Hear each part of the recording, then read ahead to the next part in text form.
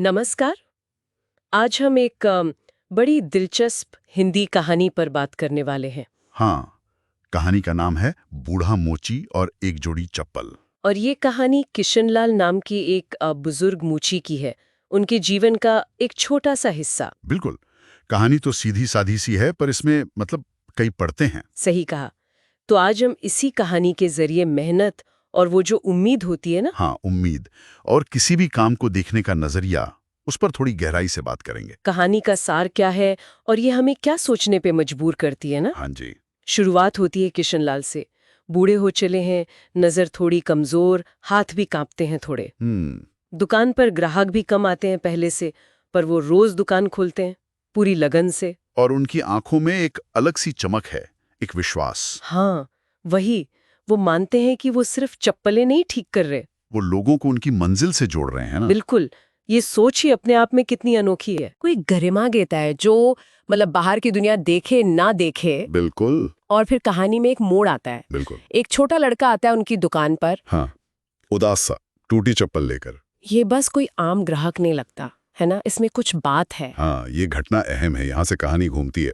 वो बताता है कि स्कूल में दौड़ है और उसकी इकलौती चप्पल टूट गई। बेचारा, उसकी निराशा साफ दिखती है।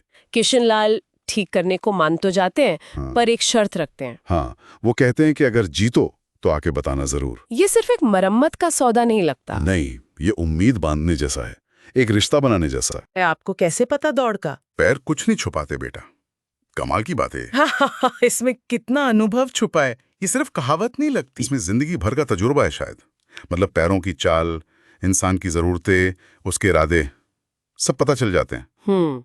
ये किशनलाल की वो बारीक नजर दिखाता है। वो सिर्फ चमड़ा नहीं देख रहे हैं, वो इंसान को पढ़ रहे हैं। बिल्कुल। और फिर अगले दिन वो लड़का वापस आता है। हाँ, और इस बार अंदाज बिल्कुल बदला हुआ। उसके गले में सोने का तमगा, वो जीत गया है। वाह।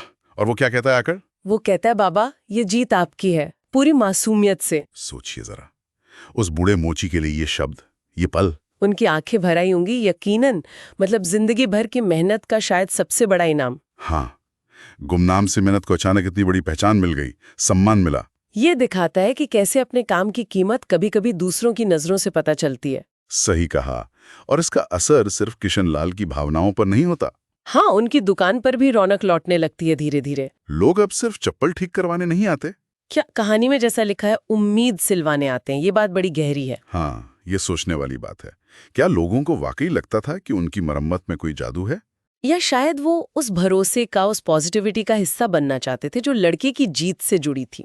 हो सकता है ये मानवीय मनोविज्ञान है शायद। किशनलाल अब सिर्फ एक मोची नहीं रहे, वो एक प्रतीक बन गए। हाँ, इस बात का प्रतीक कि सच्ची लगन, नेक नियत से किया छोटा काम भी बड़े नतीजे ला सकता है। लोग शायद वो उम्मीद, वो सकारात्मक ऊर्जा अपनी जिंदगी में भी लाना चाहते थे। और किशनलाल की दुकान उसका जरिया बन गई। तो अगर हम कहानी के मूल संदेश की बात करें तो वो क्या है? क्या सिर्फ यही कि कोई काम छोटा नहीं होता? वो तो है ही, पर उससे थोड़ा ज्यादा भी है शायद। अच्छा। जैसे ये कि हमारे काम का मूल्य सिर्फ पैसे या चीजों में नहीं है, बल्कि उस नियत में है, उस भावना में है जिसके साथ हम वो काम करते हैं।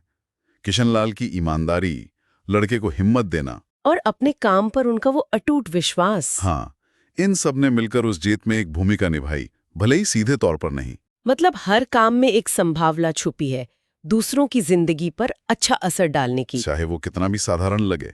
किशनलाल की कहानी यही याद दिलाती है कि सच्ची मेहनत और अच्छी नीयत कभी बेकार नहीं जाती। बिल्कुल। और ये कहानी हमें एक सवाल के साथ छोड़ जाती है सोचने के लिए। क्या सवाल? कि हम सब अपने रोजमर्रा के जीवन में कितने ही छोटे मोटे काम करते हैं ना, अक्सर बिना ज्यादा सोचे। हाँ, करते तो है। तो क्या हम कभी सोचते हैं कि हमारे ये साधारण से काम अनजाने में ही दूसरों के लिए कौन सी मंजिलें आसान कर रहे होंगे, या कौन सी उम्मीदें जगा रहे होंगे? शायद हमारे हर छोटे से प्रयास में किसी और की कोई बड़ी कहानी छुपी हो सकती है। इस पर सोचना दिलचस्प होगा।